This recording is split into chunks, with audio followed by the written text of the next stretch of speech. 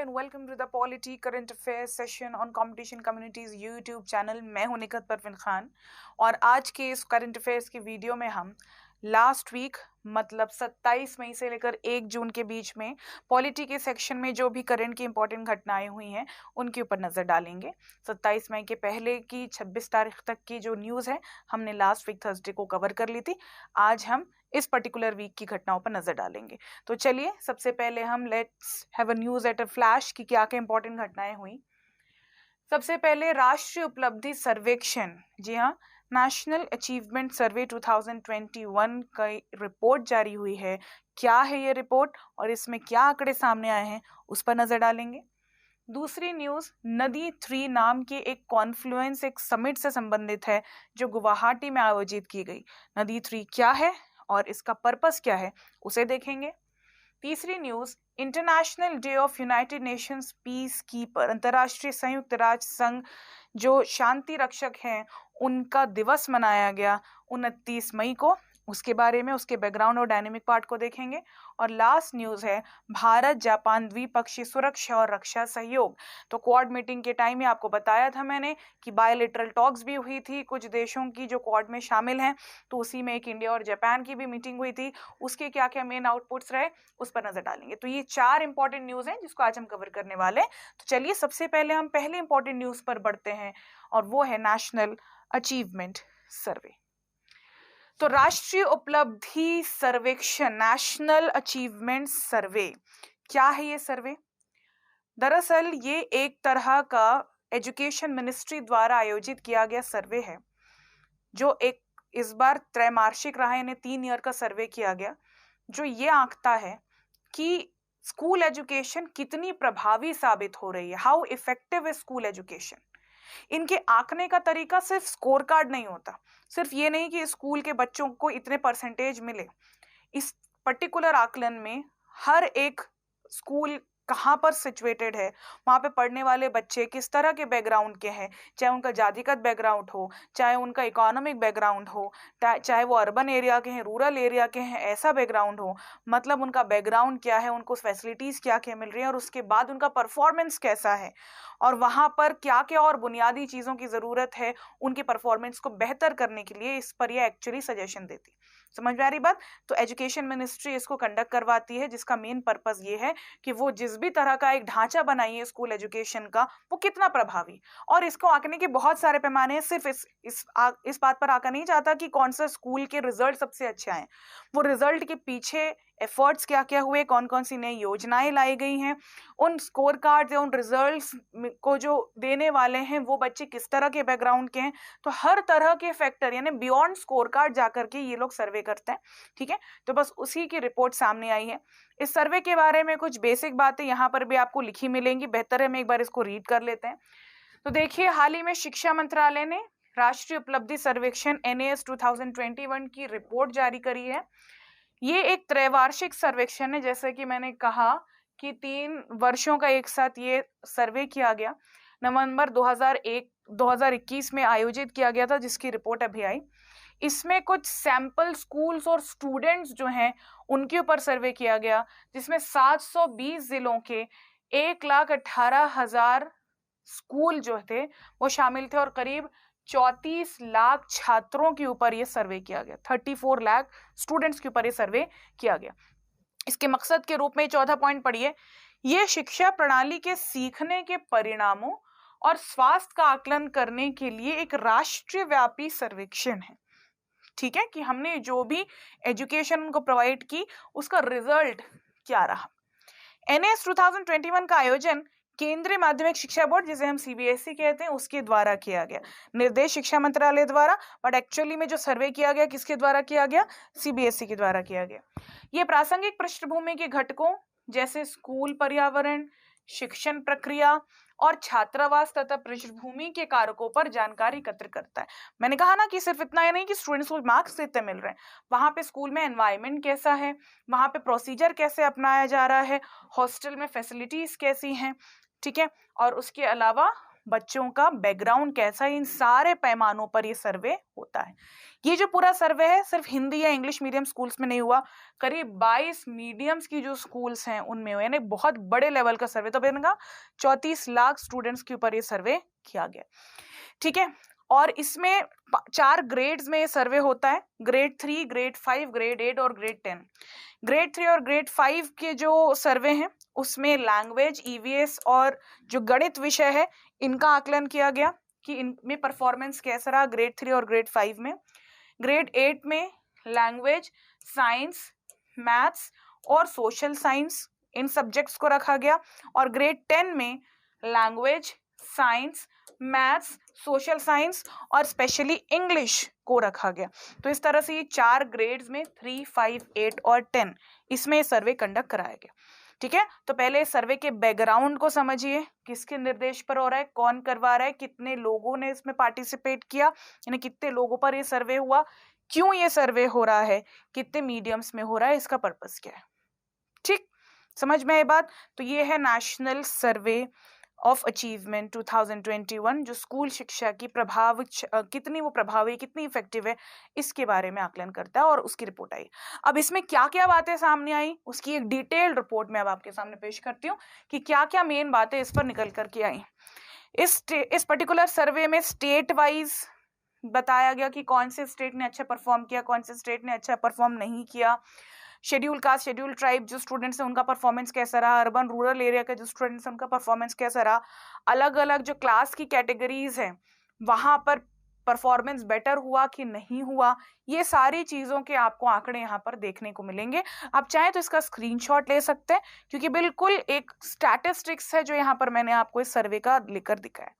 तो सबसे पहले देखिए, कक्षा 3 के लिए छात्रों का राष्ट्रीय औसत प्रतिशत 59% रहा, जो कक्षा 5 में 10% की गिरावट के साथ 49% रहा, ठीक है। मतलब 3rd से लेकर 5th क्लास तक के आप देखेंगे कि जो एवरेज है परसेंटेज वो 10% गिर जाता है, 59% 3 के लिए और 5th के लिए 49%।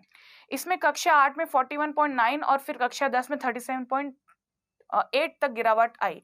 मतलब 3 के लिए 59, ठीक है, उसके बाद आपका 8th के लिए 49, फिर उसके बाद आपका इसमें सबसे पहले याद रखिए कि 3 के लिए 59, 5 के लिए 49, 8th के लिए 41.9 और 37.8 10th क्लास। तो 59%, फिर 49%, फिर 41.9% और 37.8%।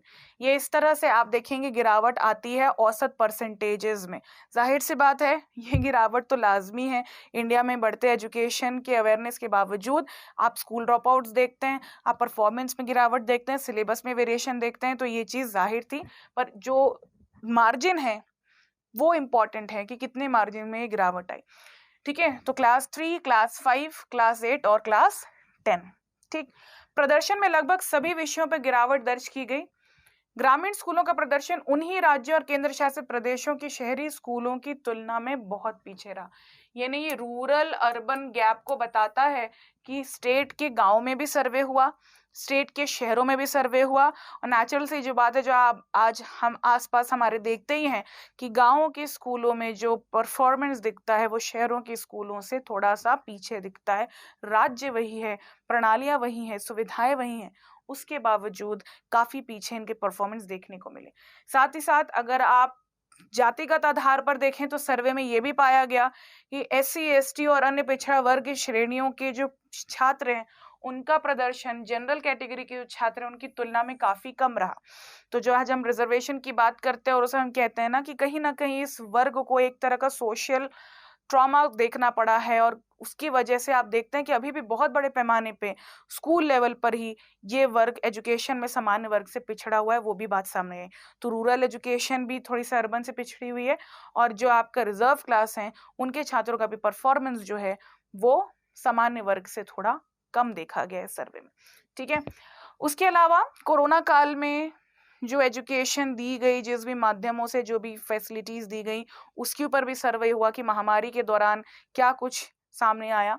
तो महामारी के दौरान स्कूल बंद रहने की अवधि में घर पर सीखने के बारे में छात्रों की धारणा के अनुसार 78% छात्रों ने इसे बहुत सारे असाइनमेंट के साथ बोझ बताया। आपने ये चीजें ऐसे ही कैजुअली सुनी पड़ी भी होंगी कि स्टूडेंट्स ये कह रहे थे कि भाई स्कूल ही चले जाते तो बेहतर है, ये तो घर पर ये लोग पढ़ा करके असाइनमेंट बहुत देते हैं। तो स्कूल में ऐसा था कि 1-to-1 इंटरेक्शन नहीं हो पा रहा था, और सामने कोई एक होता ना कि इफेक्टिव काम नहीं हो पा रहा था, उनको पढ़ाने का काम नहीं हो पा रहा था, इसलिए उनको असाइनमेंट के बोझ तले दबा दिया गया। तो बहुत ज्यादा असाइनमेंट दिए गए, आप सभी जानते, सभी के घर घर का हाल है, ये सब देखा गया। ठीक है, वो जरूरी भी था बच्चों को कनेक्ट करने के लिए, खाली समय में बच्चों को एजुकेशन से कनेक्ट करने के लिए, लेकिन कहीं ना कहीं वो उतना फ्रूटफुल साबित नहीं हो रहा था, बच्चे इसे बोझ की तरह ले रहे थे। तो करीब 78% जो बच्चे, उन लोगों ने कहा कि ये पूरे लॉकडाउन के दौरान असाइनमेंट जो है वो बहुत बड़ा बोझ था उनके ऊपर। ठीक है, अधिकांश राज्यों ने समग्र राष्ट्रीय स्कोर से काफी नीचे के स्तर पर प्रदर्शन किया। मैक्सिमम ये जो आप स्कोर देख रहे हैं उससे काफी कम मैक्सिमम स्टेट्स का परफॉर्मेंस है, लेकिन कुछ स्टेट्स हैं जो हम हमेशा से जानते हैं कि एजुकेशन में अग्रणी है, जैसे कि केरला, राजस्थान, महाराष्ट्र, पंजाब। यहाँ का परफॉर्मेंस नेशनल एवरेज से भी ऊपर है। बाकी सारे स्टेट्स का नेशनल एवरेज से कम है, बट इन 4 राज्यों का, केरल, राजस्थान, महाराष्ट्र, पंजाब का नेशनल एवरेज से ऊपर है। ठीक है, और राष्ट्रीय औसत की तुलना में 8वीं और 10वीं कक्षा में दिल्ली का प्रदर्शन बेहतर था। मतलब खासतौर पे 8th और 10th ग्रेड में अगर आप देखें नेशनल एवरेज के हिसाब से, तो सबसे बेस्ट परफॉर्मेंस जो था वो दिल्ली का था। तो दिल्ली का एजुकेशन सिस्टम है ही अच्छा, हम सभी जानते हैं, और वो सर्वे में देखने को भी मिलता है। ठीक, और पंजाब ने कक्षा 3, 5 और 8 के सभी विषयों में सर्वोच्च अंक प्राप्त किए। ठीक, तो जितने ग्रेड्स आपने देखे तो 3, 5 और 8 में पंजाब, और बाकी ओवरऑल परफॉर्मेंस में 10th तक के दिल्ली टॉप पर रहा। तो ये कुछ स्टेट्स थे जिन्होंने अच्छा परफॉर्म किया, बाकी स्टेट्स का जो परफॉर्मेंस है नेशनल एवरेज से काफी कम रहा। ठीक है, समझ में आया? देखिए, आपको जब एसेज वगैरह लिखने के लिए आते हैं ना, इस बार के मेंस में भी आपने एसेज देखे होंगे, तब आपको समझ में आता होगा कि 750 शब्द जब आपको लिखने रहते हैं, सिर्फ थ्योरी से नहीं बनता, आपको आपके एसे को आपके फैक्ट से, स्टैटिस्टिक्स से एनरिच करना पड़ता है, तब जाकर अच्छे मार्क्स मिलते हैं। तो कोई भी ऐसी चीज जैसे कि भारत में शिक्षा का परिदृश्य, छत्तीसगढ़ में शिक्षा का परिदृश्य, ये तो एक कॉमन टॉपिक होता ही है ऐसे का। अगर कुछ ऐसा लिखना हो और आप कोई सर्वे लिखना चाहते हैं, तो इस तरह के जो भी सर्वे होते हैं उसके आंकड़े लिख दीजिए, आपके आंसर को एक फैक्चुअल सपोर्ट, एक स्टैटिस्टिकल सपोर्ट मिल जाएगा, और आंसर में मार्क्स बहुत अच्छे मिलेंगे। तो ये सारे टॉपिक ज्यादातर आपके ऐसे के काम आते हैं। साथ ही साथ अगर कोई सर्वे या योजनाएं आती हैं, तो आपका मेंस का जो इकोनॉमी का पेपर होता है उसमें आपके काम आता है। ठीक है, तो ये पहलू जो है अलग अलग तरीके से, चाहे इंटरव्यूज हैं वहां पर ये चीजें पूछी जाती है, क्योंकि एजुकेशन से रिलेटेड सर्वे है, इंटरव्यूज हो गए, ऐसे हो गए, या फिर आपका नॉर्मल योजनाओं से संबंधित क्वेश्चंस हो गए, या फिर प्रीलिम्स में बिल्कुल फैक्चुअली कि ये सर्वे किसने क्यों कंडक्ट करवाया था। डिटेल ऑफ दिस आना भी मुश्किल है, पर फिर भी ये कंडक्ट क्यों होता है, किसने, किसके द्वारा करवाया गया, कितने वर्षों की रिपोर्ट है, इस तरह के क्वेश्चन प्रीलिम्स में आ सकते हैं। लेकिन बाकी सारी चीजें, इसके स्टैटिस्टिक जो है वो ऐसे में काम आते हैं, कुछ मेंस के पेपर में और इंटरव्यू में आपके काफी काम आते हैं, इसलिए पूरे नोट्स को बना करके रखें आप। ठीक है, समझ में आ गई? तो ये तो हो गई डायनेमिक पार्ट इस पूरे सर्वे रिपोर्ट की। अब कुछ बातें, क्योंकि शिक्षा से संबंधित चल रही है सर्वे की, तो भारत में शिक्षा की स्थिति के संवैधानिक प्रावधानों को भी देख लेते हैं। तो भाई सब जानते हैं, उस चीज को मैं बस रिटेरेट कर रही हूँ कि भारतीय संविधान का जो भाग 4 है, जिसे हम DPSP कहते हैं, directive principle of state policies, उसके आर्टिकल 45 में एजुकेशन को बढ़ावा देने की राज्यों की कोशिशों पर बल दिया गया है। कहा गया है आर्टिकल 45 में कि भाई राज्य कोशिश करें कि प्राथमिक शिक्षा को बढ़ावा दिया जाए, और शिक्षा का अधिकार आने से पहले उसमें यह भी था कि 6 से 14 साल के बच्चों को मुफ्त शिक्षा दिलवाई जाए। फिर आप जानते हैं कि 6 से 14 साल के बच्चों को मुफ्त शिक्षा दिलवाने की जो बात कही गई, उसे 86th अमेंडमेंट के जरिए लागू कर दिया गया, और फाइनली 2009 में RTE यानी राइट टू एजुकेशन आया, जिससे लोगों को मुफ्त शिक्षा 6 से 14 साल की कैटेगरी में मिलने लगी। तो कहीं ना कहीं ये सारी चीज हम संविधान में पढ़ते हैं। जब कोई ऐसी सर्वे होती है, कोई योजना आती है, तो वो थ्योरेटिकल एस्पेक्ट जो उस पर्टिकुलर टॉपिक से रिलेटेड है संविधान का, वो हाईलाइट हो जाता है, इसलिए मैंने इस चीज को यहाँ पर बताया। तो आर्टिकल 45 एजुकेशन से रिलेटेड एक डायरेक्टिव प्रिंसिपल, नीति निषेध तत्व, ये याद रखें। दूसरा याद रखें, 86th अमेंडमेंट से राइट टू एजुकेशन एक्ट एक संशोधन आया था, जिसके जरिए आर्टिकल 21A जोड़ा गया, और फाइनली अधिनियम बन के 2009 में आया था। ठीक है, साथ ही साथ एक पॉइंट और याद रखें कि जो 42वां संशोधन था, कब का, 1976 का, जिसे हम कॉन्स्टिट्यूशन कहते हैं, हम जानते हैं उसमें बहुत सारे परिवर्तन किए गए थे। उसमें से एक इम्पॉर्टेंट अमेंडमेंट एजुकेशन में भी हुआ था।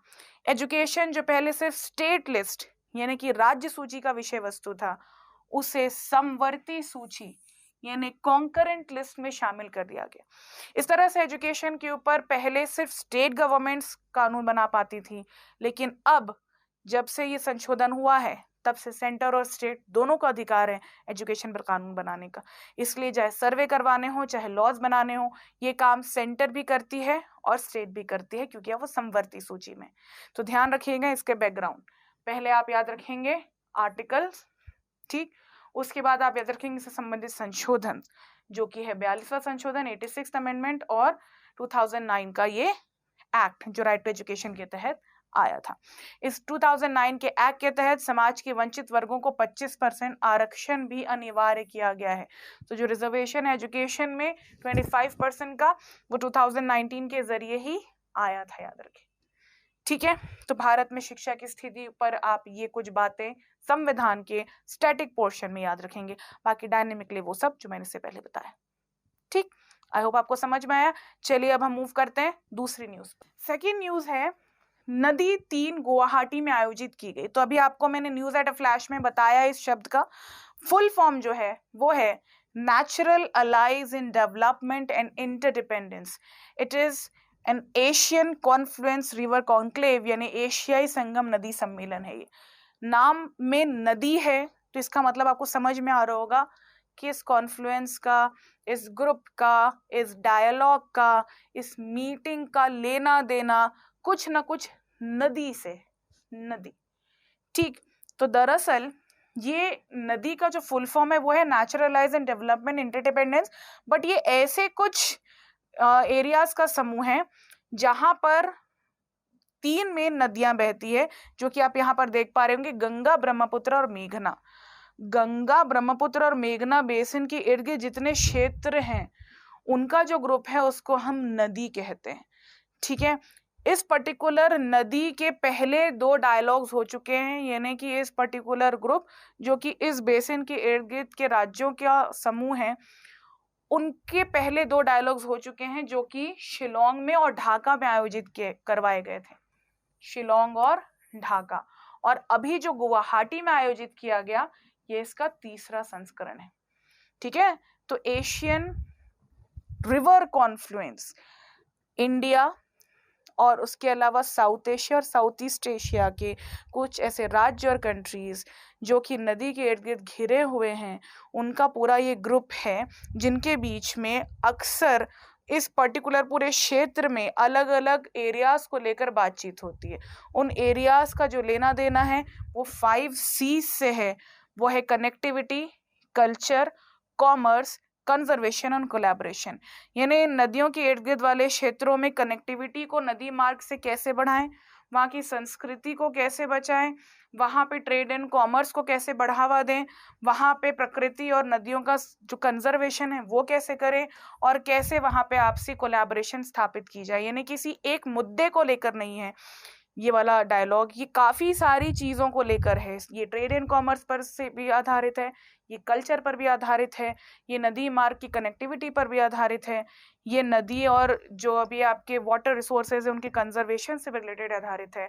बट उसमें कॉमन बात यह है कि ये उन क्षेत्रों का समूह है या उन क्षेत्रों के बीच की वार्तालाप है जो कि गंगा, ब्रह्मपुत्र और मेघना बेसिन के इर्द गिर्द वाले क्षेत्र हैं।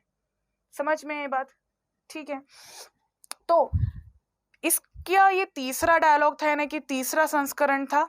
इसके पहले जैसे कि मैंने कहा शिलोंग और ढाका में सम्मेलन हो चुके थे। इस बार ये गुवाहाटी में आयोजित किया गया और भारत के जो विदेश मंत्री हैं डॉक्टर एस जयशंकर, इन्होंने इसको उद्घाटन किया। निर्मला सीतारमण जो है उन्होंने वैलिडिक्टरी स्पीच दिया और उद्घाटन जो किया वो डॉक्टर एस जयशंकर ने किया। ये नदी 3 नाम का जो कॉन्फ्लुएंस है ये 28 और 29 मई को गुवाहाटी में आयोजित किया गया। इसका जो मेन गोल जिस पर पूरी इस बार की बातचीत आधारित थी वो ये था, to articulate and activate the collective vision of sub regional cooperation in bay of Bengal and south east Asia, keeping north east India and Assam at the epicentre of activities. तो देखिए बे ऑफ बंगाल और साउथ ईस्ट एशिया। ठीक, बे of Bengal और south east Asia में जितने भी देश आते हैं उनके जितने छोटे छोटे प्रांत हैं, जैसे हमारे यहाँ बे ऑफ बंगाल के ऊपर जो पूरा हमारा प्रांत है वो है नॉर्थ ईस्ट, और नॉर्थ ईस्ट में हमारे इकोनॉमिक वजह से अगर सबसे इंपॉर्टेंट कोई प्रांत है तो वो है असम। ठीक है, तो असम को फोकस करते हुए और बाकी नॉर्थ ईस्ट स्टेट को फोकस करते हुए इन 5 एक्टिविटीज को बढ़ावा देना, ये इस बार के डायलॉग की मेन थीम थी। मैं दोहराती हूँ, मैंने कहा कि बे ऑफ बंगाल और साउथ ईस्ट एशिया में जितनी कंट्रीज आती हैं जो आप खासतौर पे गंगा ब्रह्मपुत्र मेघना बेसिन के इर्द गिर्द आती हैं, उनका सब रीजन यानी कि उसके अंदर के जो छोटे छोटे क्षेत्र या राज्य है उनमें ये 5 चीजों को बढ़ावा देना इनका मेन फोकस है।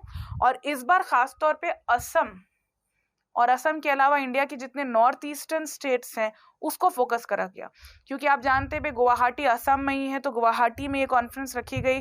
तो असम में किस तरह के डेवलपमेंट इन 5 क्षेत्रों में किया जाए और साथ ही साथ नॉर्थ ईस्ट के जो दूसरे राज्य हैं वहां पर कैसे डेवलपमेंट किया जाए जो कि इन नदियों के बेसिन के इर्द गिर्द आते हैं, उस पर इस पे चर्चा हुई थी। ठीक है, समझ में आई बात क्या है ये? तो नदी 3 नाम का एक नेगोशिएशन हुआ, एक डायलॉग हुआ, एक कॉन्फ्रेंस हुई जो कि एशियन कॉन्फ्रेंस रिवर कॉन्क्लेव है, यानी कि एशिया संगम नदी सम्मेलन, जो कि इन पर्टिकुलर 3 नदियों के इर्द गिर्द जो क्षेत्र हैं वहां के जो सब रीजन्स हैं, वहां के जो राज्य, वहां के क्षेत्र हैं, उनमें कनेक्टिविटी, कल्चर, कॉमर्स, कंजर्वेशन और कोलैबोरेशन वाले एरियाज को बढ़ावा कैसे दिया जा सके उस पर बातचीत होती है। ये तीसरा संस्करण था, पहला दोनों शिलोंग और ढाका में। एस जयशंकर जो विदेश मंत्री, उन्होंने उद्घाटन किया। 28 और 29 मई को ये आयोजन 2 दिवसीय हुआ। ठीक है, that is it, all you need to know about this news is that much only. इसका बहुत ज्यादा आपको बैकग्राउंड खींचने की जरूरत नहीं। ठीक है, बस चलिए बढ़ते आगे।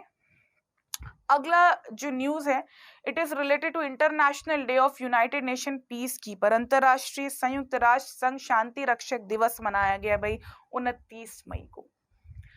29 मई को यूनाइटेड नेशन का एक ऑर्गन है, यूनाइटेड नेशन पीस कीपिंग कहते हैं हम उसे, या ब्लू हेलमेट बोलते हैं, ब्लू हेलमेट्स, क्योंकि इसके जो सदस्य होते हैं वो लोग ब्लू कलर का हेलमेट पहनते हैं, जैसे कि आप इस तस्वीर में देख पाते हैं।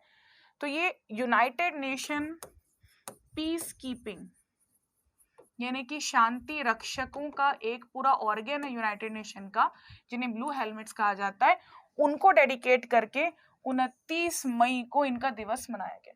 ध्यान रखें कि यूनाइटेड नेशन पीस कीपिंग की स्थापना सन 1945 में हुई थी, आज से 77 साल पहले। ठीक है, और इनका जो मेन काम है यूनाइटेड नेशन पीस कीपिंग का, वो ये है कि जब भी कोई एरिया में युद्ध की कंडीशन होती है, युद्ध हो जाता है, तो वहां पे शांति व्यवस्था को पुनर्स्थापित कैसे किया जाए। मैं दोहराती हूँ, मैंने कहा कभी भी कहीं युद्ध हो जाता है, कोई टेंस कंडीशन होती है, कोई संघर्ष होता है और वो पूरा एरिया यूनाइटेड नेशन के अधीन आता है, यूनाइटेड नेशन की जितने सदस्य देश हैं उनमें आता है अगर वो क्षेत्र, तो यूनाइटेड नेशन की जो पीस कीपिंग फोर्स है, शांति रक्षक जो हैं, वो वहां पर जाके युद्ध उपरांत वहां पे शांति व्यवस्था को बहाल करने की कोशिश करते हैं। वहां पे रूल ऑफ लॉ यानी कि आपका जो विधि का शासन उसे स्थापित करने की कोशिश करते हैं, न्याय स्थापित करने की कोशिश करते हैं, लोगों का जो माइग्रेशन हो रहा है उस पर नजर बनाए रखते हैं, उनका सोशल और इकोनॉमिक जो लॉस हुआ है उसे रिकवर करवाने की कोशिश करते हैं। वहाँ पे ऐसी ऐसी स्कीम्स लाते हैं जिससे उन लोगों का सोशल डेवलपमेंट हो सके, उनका इकोनॉमिक डेवलपमेंट हो सके। तो ये पीस कीपिंग फोर्स में सिर्फ और सिर्फ आर्मी वाले होते हैं ऐसा नहीं है, इसमें आर्मी भी होते हैं, इसमें पुलिस वाले भी होते हैं, इसमें सिविल पर्सनल्स भी होते हैं, मतलब अलग अलग रोल निभाते हैं ये लोग। कोई लॉ एंड ऑर्डर को मेंटेन करवाता है वहां पे, कोई उन लोगों को न्याय दिलाता है, कुछ एनजीओज होते हैं, कोई उन लोगों की रक्षा करता है। तो ऐसे मल्टीपल बैकग्राउंड के लोग रहते हैं, कुछ आर्मी के रहते हैं, कुछ पुलिस ऑफिसर रहते हैं, कुछ कॉमन सिविलियन लोग रहते हैं जो इस पीस कीपिंग में शामिल किए गए।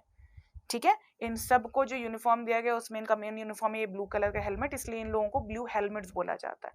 ठीक, तो बहरहाल इन पर्टिकुलर लोगों को यानी ब्लू हेलमेट्स को ये दिन डेडिकेट किया गया जो है 29 मई। तो 29 मई को United Nation peace keeping day मनाया गया, जो कि वर्दीधारी और नागरिक कर्मियों के योगदान को श्रद्धांजलि देने के लिए मनाया गया। ध्यान रखें कि 1948 से यूनाइटेड नेशन क्या कर रहा है, जितने भी पीस कीपिंग के कार्यों में इनके लोगों ने जान गंवाई है अपनी, उनको श्रद्धांजलि देता है। तो 1948 से करीब करीब 4200 लोगों ने इस पीस कीपिंग मिशन में अपनी जान गंवाई।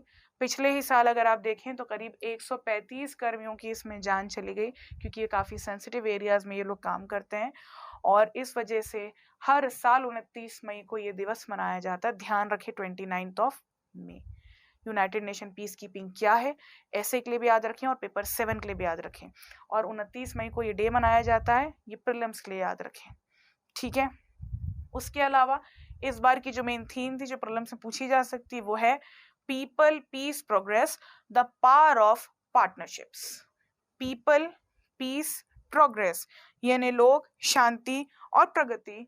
द पावर ऑफ पार्टनरशिप यानी कि जितनी पार्टनरशिप्स हैं, जो बायलेटरल है, मल्टीलेटरल देशों के बीच में पार्टनरशिप्स होती हैं, उससे किस तरह से हम लोगों में शांति व्यवस्था को दोबारा बहाल करवा सकते हैं देशों में, इस चीज़ को रिकग्नाइज करने के लिए इस बार की थीम रखी गई है कि किस तरह से पार्टनरशिप अपने आप में एक बहुत बड़ा कह सकते हैं बल प्रोवाइड करती है पीस कीपिंग के कार्यों में।